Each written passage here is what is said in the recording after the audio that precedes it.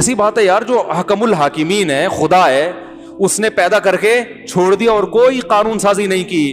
نا نا نا نا نا, وہ پیدا کر کے بھولا نہیں ہے, نہ چھوڑا ہے. اس نے کہا میں نے حلال و حرام رکھا ہے, یہ حلال یہ حرام, یہ جائز یہ ناجائز, یہ پاک یہ ناپاک. کھانے میں بھی یہ پاک خوراک ہے, کلوا من الطیبات, پاکیزہ چیزیں کھاؤ, ناپاک چیزیں مت کھاؤ. دیکھو ہم جو نہاتے, دیکھو انگریز بھی نہاتے ہیں, کیوں؟ ڈاکٹر کہتا ہے ان کو نہاؤ, ڈاکٹر کے کہنے پہ نہاتے ہیں نا. ڈاکٹروں نے کہا بھائی نہانے سے کیا ہوتا ہے, جراثیم جرمز مرتے ہیں. ہم کیوں نہاتے ہیں؟ مذہب نے کہا ہے نہاؤ, تمہارے باپ کو بھی نہانا پڑے گا, جرم مرے نہ مرے, کیونکہ اللہ نے ہمیں بتا دیا کہ اللہ تعالیٰ یحب المتطہرین, پاک رہنے والوں کو پسند کرتا ہے. میں نے جن علماء کو زندگی میں دیکھا, ان کے ہاں ایسی صفائی دیکھی کہ آپ کی سوچ ہوگی. اگر آپ ان کو دیکھ لیتے تو آپ کو ان سے شاید جو ہے نا اعتراضات شروع ہو جاتے کہ یار یہ کیا, یہ کون سی صفائی ہے. اس لیے کہ وہ صاف رہتے تھے اللہ کو راضی کرنے کے لیے. ان کی صفائی ایسی, ان کے مزاج میں یہ چیز داخل ہو گئی تھی. میں نے اپنے شیخ حضرت مفتی رشید احمد صاحب کو جو دیکھا نا, 8 سال تو بالکل چپک کے ان کے ساتھ رہا ہوں. 8 سال میں ایک مکھی کے بیٹ کا نشان ان کے کپڑوں پہ نہیں دیکھا. نہیں آ رہی سمجھ میں؟ تبھی تو میں حیران ہوں یار, یہ بھی مولانا ہے بھائی. تو آپ تو ہم جیسے لوگوں کو دیکھتے ہو نا, اس لیے آپ کو اسلام سمجھ میں نہیں آتا. صحیح علماء کو دیکھ لو, آدمی کہتا ہے یار یہ کیا ہے, ایسی صفائی. ان کے پاؤں کے تلوے, حضرت ہم دیکھتے تھے کہ حضرت کہتے تھے میرے پاؤں کے تلوے جو ہے نا آپ کے چہروں سے زیادہ صاف ہوتے ہیں. اور یہ دعویٰ نہیں تھا, صرف دعویٰ برائے حقیقت تھی. اتنی صفائی, ان کے گھر میں جاتے یار کیا انداز ہے, اور اتنی صفائی گھر کے اندر, بستر میں. ان کا جو بستر کی چادر تھی, ہمیں حضرت ایک دفعہ دکھا رہے تھے, فرمایا یہ جو چادر ہے نا اتنے دن میں دھلتی ہے. تو ہم نے کہا حضرت اتنے دن میں آپ نے تجربہ کیا ہوگا کہ گندی ہو جاتی ہے. فرمایا نا نا نا, اتنے دن میں اگر نہ دھلے تو پھر یہ خطرہ ہوتا ہے کہ اب گندی ہو جائے گی, لہذا گندی ہونے سے پہلے دھلتی ہے. کیا ہو گیا؟ میلی ہونے سے پہلے دھلتی ہے. عجیب بات ہے یا نہیں ہے؟ ہم نے کہا یہ کیا بات ہے, بظاہر تو یہ بڑی حماقت ہے کہ یار ایک چیز میلی ہوئی نہیں ہے پہلے دھو دی. تو فرماتے تھے اگر میلی ہونے کے بعد دھلے تو میلی تو ہو گئی نا, میل تو آ گیا نا گھر میں. گھر کو میل کچیل سے پاک کرنا نہیں ہے, پاک رکھنا ہے. ہائے ہائے ہائے ہائے ہائے ہائے. میں خواتین کو یہ بات سمجھاتا ہوں, گھریلو خواتین کو, کہ گھر کو صاف کرنا نہیں ہے, رکھنا ہے. کرنے میں اور رکھنے میں فرق ہے. کیا ہو گیا, کیسے سمجھائیں؟ رکھنے کا مطلب گندا ہونے دینا ہی نہیں. پھوڑا عورتیں پتہ کیا کرتی ہیں, بچے کا پیمپر اٹھایا, شوہر کو غصہ آئے گا, یہ کیا ہے, اٹھا رہی ہوں نا, اٹھا رہی ہوں. ارے وہ نیچے پیشاب کا نشان لگ گیا فرش پہ تو دھو دوں گی نا, میں ہوں نا دھونے والی. یہ پھوڑ عورتوں کا کام ہوتا ہے. اور جو پھوڑ پنے کے اعلیٰ مقام پر پہنچی ہوئی ہیں وہ کیا کہتی ہیں, تو کیا ہو گیا, بچہ بھی تو آپ ہی کا ہے, پیمپر پھینک دیا تو کیا ہو گیا. جو بہت نیٹ کلین سمجھی جاتی ہیں وہ کیا کرتی ہیں, پھینکا ہے اٹھا لیں گے نا, ماسی آئے گی اٹھا لے گی. اب بچے ہوں گے تو بھائی یہ ٹینشن تو ہوگی, لیکن جو سلیقہ مند عورت ہوتی ہے وہ پیمپر نکالا, گیا کہاں, وہ سیدھا ڈسٹ بن میں. نہیں یاری, وہ اپنی سوغات, بچے کی جو سوغات ہے, اپنی نہیں معذرت کے ساتھ, بچے کی سوغات دکھاتی نہیں ہے کہ آئیے زیارت کے لیے دیکھ لیجیے. اور ایسی خواتین کے بچے بھی بڑے نفیس ہوتے ہیں. بچے بھی کیا ہوتے ہیں, بہت نفیس, ان کو بچپن سے ہی عادت پڑی ہوئی ہوتی ہے. تو اب یہ کیا ایسی خواتین مارکیٹ میں شارٹ ہو گئی ہیں, کیا کریں. ونس اپون اے ٹائم ہماری دادی, اللہ ان کی مغفرت فرمائے, ہندوستان کی ظاہر مولانا عبد الرحیم رائے پوری یا مولانا خلیل اللہ سہارنپوری رحمۃ اللہ سے بیعت تھی, ان کی ایسی صفائی تھی, اتنی صفائی, تو وہ ہمیں وہاں نظر آتی تھی. جھوٹا گلاس کوئی مٹکے کا استعمال کرتی تھی ٹھنڈے پانی کے لیے. وہ مٹکے میں کوئی بچہ ذرا گلاس ڈال تو دے. وہ اب کیا ہو رہا تھا, وہ آ رہا ہے نا جھوٹے گلاس ڈال کے سب نکال کے پھر سوا اس کی ایسی کی تیسی. ایسا وہ سراہی ایک ہوتی تھی ان کے پاس, ایک مٹکا ہوتا تو ہر وقت نیٹ کلین صاف ستھرا تمیز کے. وہاں ہمیں پتہ چلا یار کیا تمیز ہوا کرتی تھی once upon a time. آج وہ تمیز مارکیٹ میں کیا ہے؟ نہ مردوں میں ہے نہ خواتین میں.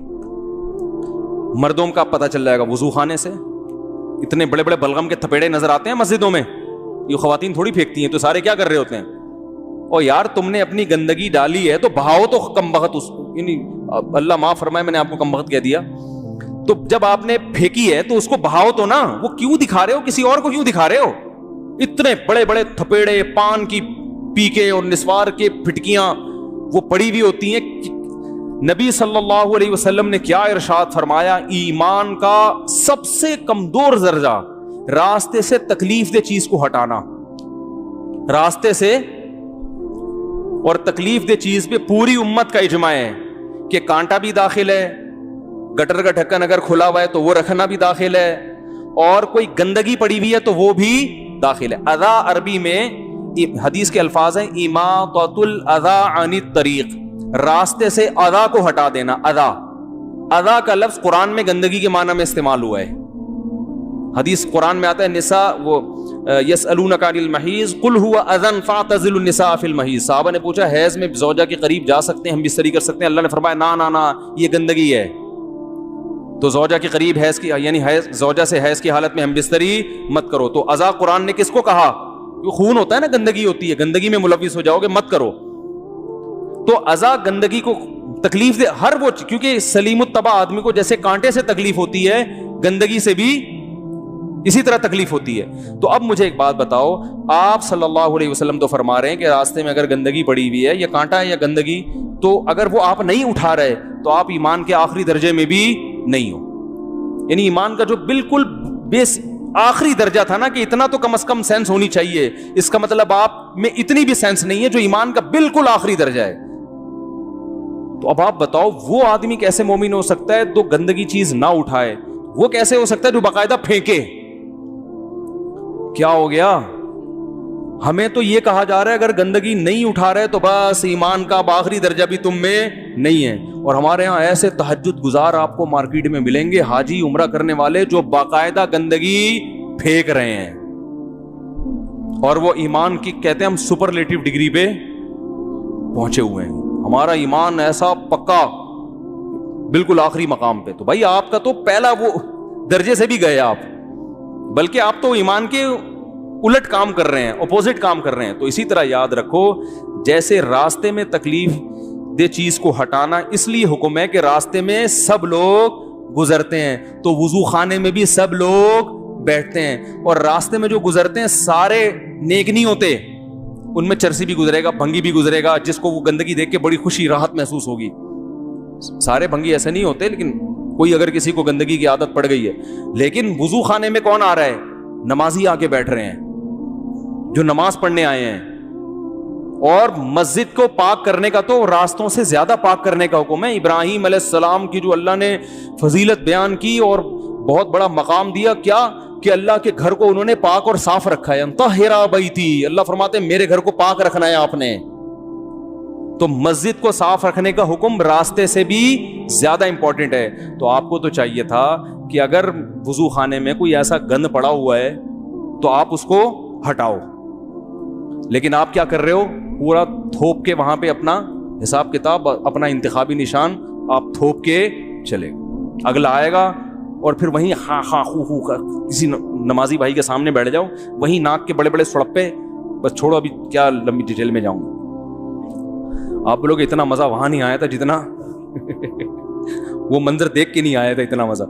تو خیر کیا بات چل رہی تھی, کہاں سے کہاں بات, جلدی سے بات کو سمیٹ کے ختم کروں. کیا یار یہ ٹاپک آج بہت ہی ادھر دائیں بائیں جا رہا ہے. تو وہ ہندو کی میں بات کر رہا تھا کہ دیکھو, ہاں بھائی انگریز صفائی اختیار کرتا ہے جراثیم کی وجہ سے. ہم کیا کہتے ہیں بھائی, اللہ کو پاک صاف لوگ پسند ہیں. ان اللہ یحب التوابین ویحب المتطہرین. دیکھو عرب میں نا پانی نہیں تھا, ان کے لیے بار بار پانی سے استنجا کرنا بہت مشکل کام تھا. کنوؤں میں جا کے پانی لانا, پھر اتنی ٹینشن, پھر گرمی اتنی شدید, پھر بہت دور دراز کنویں ہوا کرتے تھے. تو اسلام نے ان کو اجازت دی کہ قضائے حاجت کے بعد ڈھیلے سے استنجا کر سکتے ہو. پانی کا استعمال ضروری نہیں, بشرطے کہ گندگی پھیلے نہیں دائیں بائیں. جنگلوں میں بھی انسان جاتا ہے, ہر دفعہ سفر میں پانی نہیں ملتا, تو اسلام نے اجازت دی کہ مٹی کے ڈھیلے سے بھی استنجا کر سکتے ہو. لیکن بعض صحابہ کیا کرتے تھے, وہ ٹینشن اٹھا کے نا پانی سے استنجا کرتے تھے. وہ کیا کرتے تھے, ان کی عادت تھی.